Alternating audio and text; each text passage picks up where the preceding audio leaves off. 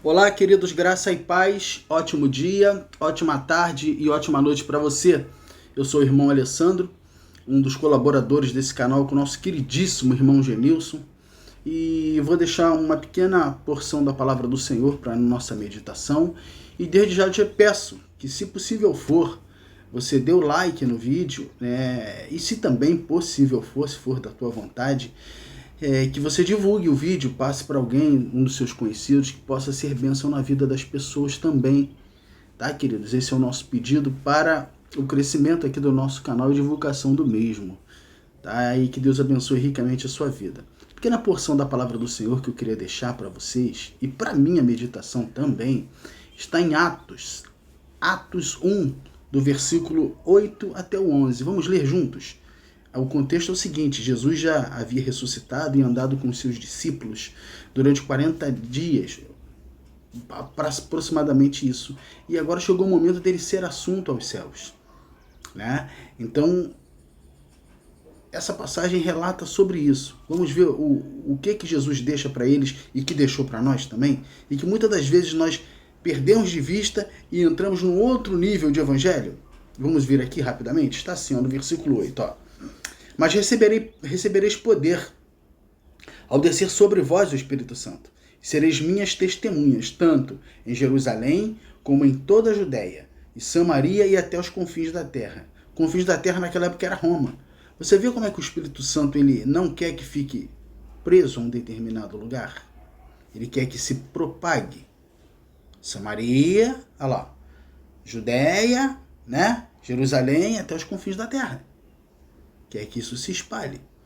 Amém? Aí, dita estas palavras, foi Jesus elevado às alturas, à vista deles. E uma nuvem o encobriu com os seus olhos. E estando eles, os discípulos, os olhos fitos no céu, enquanto Jesus subia, eis que 2 varões vestidos de branco se puseram ao lado deles e lhes disseram: varões galileus, por que estáis olhando para as alturas? A pergunta que os anjos fizeram.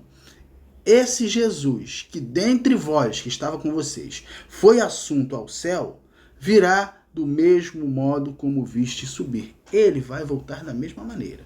Amém? Então, Alessandro, o que é que a gente pode aprender com isso? Né? Os anjos falaram assim: parem de ficar olhando para o céu. Eles deixaram uma missão para vocês. Vamos fazer a missão? Mãos à obra? Mas antes disso, de voltarmos aqui, deixa eu falar para você sobre o nascimento de Jesus. Como é que seria o nascimento de Jesus? Está lá em Lucas 1.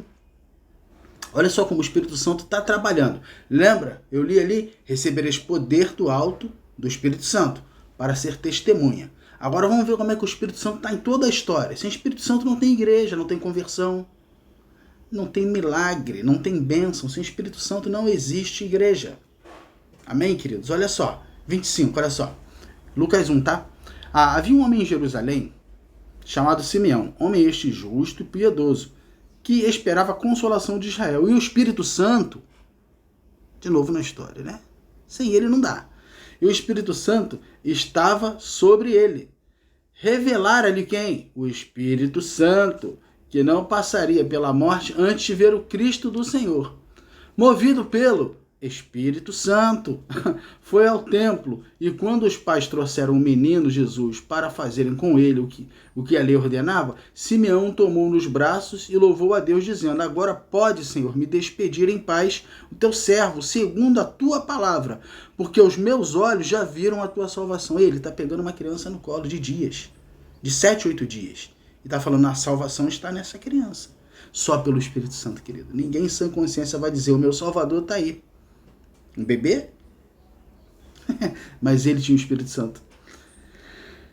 A salvação. Aí no 31. Ao qual preparaste diante de todos os povos luz para a revelação dos gentios, nós. O evangelho ia se propagar para a gente. Até então aqui está em Israel. Gentios, e para a glória do teu povo de Israel. E estavam o pai do menino e a mãe admirados do que ele dizia. Simeão os abençoou e disse a Maria, mãe do menino: eis que este menino, Jesus, está destinado tanto para a ruína, como para o levantamento de muitos em Israel, e para ser alvo de contradição. Até aqui. Jesus foi alvo de contradição. Por quê? Muitos acreditavam que ele era o Salvador e a maioria chamavam ele de impostor. De que tem te chamado quando você prega o Evangelho?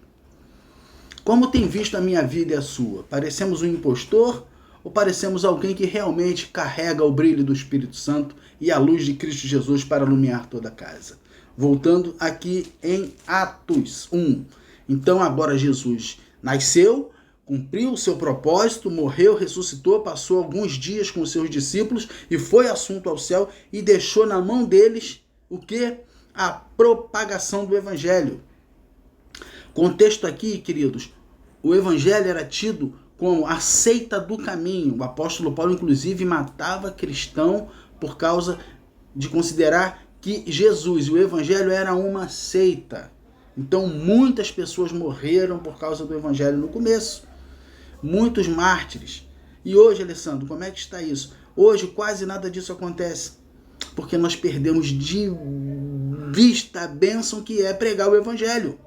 Propagar Jesus. A nossa propagação nas nossas igrejas não é mais sobre Jesus. É sobre um monte de coisa. Ele ficou como um detalhe, um segundo plano.